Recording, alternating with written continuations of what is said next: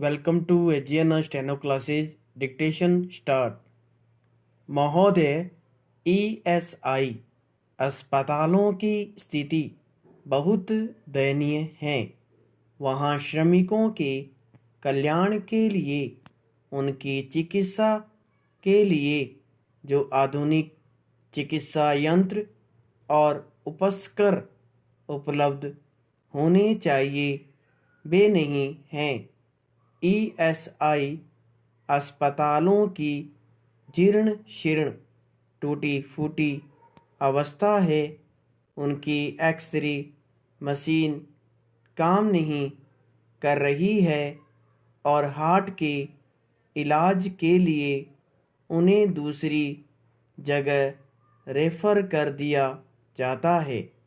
ESI अस्पतालों में डॉक्टरों और नर्सों का अभाव है।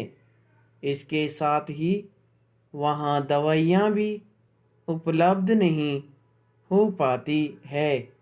मैं आपके माध्यम से सरकार से जानना चाहता हूँ कि देश के अंदर कर्मचारी कल्याण के लिए जो ESI हॉस्पिटल्स चलते हैं उनकी स्थिति में सुधार करने के लिए इस सरकार द्वारा क्या कदम उठाए जा रहे हैं। Para change. हमारे क्षेत्र में ऐसे लोग भी हैं जिन्होंने इस तरह 31-32 महीने तक काम किया है, लेकिन उनको तनख्वाह नहीं मिली है। उनको 2-2 महीने की तनख्वाह मिली है और तनख्वाह भी मात्र 400 रुपये महीना है। आप बस्ती में चले जाएं, वहाँ हजारों श्रमिकों को ऐसे मिलेंगे। आप देखेंगे कि जो लोग देश को बचा रहे हैं उनकी क्या स्थिति है। उनमें से किसी को 470 रुपया, किसी को 1400 रुपये, किसी को 1200 रुपये तनख्वाह मिलती है। मैं कहना चाहता हूँ, एक तरफ वह आदमी देश के लिए लड़ रहा है और दूसरी तरफ वह फांके मार रहा है, रोजी रोटी के लिए तरस रहा है।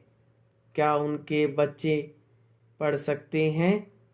जो बच्चा पढ़कर कंपनी में लग गया, शहर में चला गया, उनके बच्चे कहाँ पढ़ेंगे? उनके पास रहने के लिए मकान नहीं है। मैं दावे के साथ कहता हूँ और आप देखें कि पूरे देश में मजदूरों के पास मकान नहीं है। टूटी फूटी झोंपड़ी है। बहुत कहने के बाद कुछ लोगों को 20-20 हजार रुपये मिले, वह पर्याप्त नहीं है। मैं कहना चाहूँगा, उसके पास रहने के लिए मकान नहीं है, खाने का इंतज़ाम नहीं है, घर में माँ बीमार है, खुद भी वे बीमार हो जाता है। ऐसे मामलों में हमें सभी के पास आती हैं। हमारे सामने ऐसे ऐसे मामले आते हैं जब वे कहते हैं कि हमारी माँ मर गई, हमारा बाप मर गया, वही परिवार में कमाने वाला था और अब हमारे बच्चे जो स्कूल में पढ़ रहे थे वे आगे नहीं पढ़ पाएंगे। इस तरह से उनका काम तमाम हो जाता है। हम भी यहाँ उनके बच्चों में चर्चा करके रह जाते हैं। मैं अपनी बात कहूँगा और आप सुनेंगे लेकिन मजदूरों के हितों के बारे में कुछ नहीं होगा।